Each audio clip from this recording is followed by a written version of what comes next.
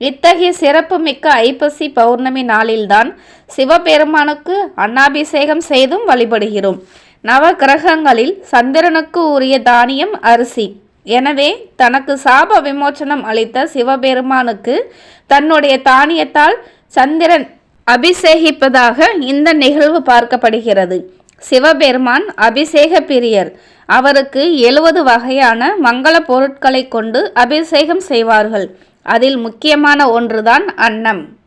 ஐப்பசி பௌர்ணமி நாளில் சிவபெருமானுக்கு அன்னாபிஷேகம் செய்து வழிபாடு செய்வதால் உலகம் முழுவதும் சுபிட்சம் பெறும் என்று சிவமாகம் கூறுகிறது. ஐப்பசி பௌர்ணமி நாளன்று காலையிலே சிவபெருமானுக்கு சிறப்பு அபிஷேகம் அலங்காரம் செய்து வழிபாடு நடைபெறும். பின்னர் சாயரட்சை பூஜை நேரமான மாலை வேளையில் புதிய நெல் கொண்டு அன்னம் படைத்து சிவபெருமானுக்கு அபிஷேகம் செய்வார்கள்.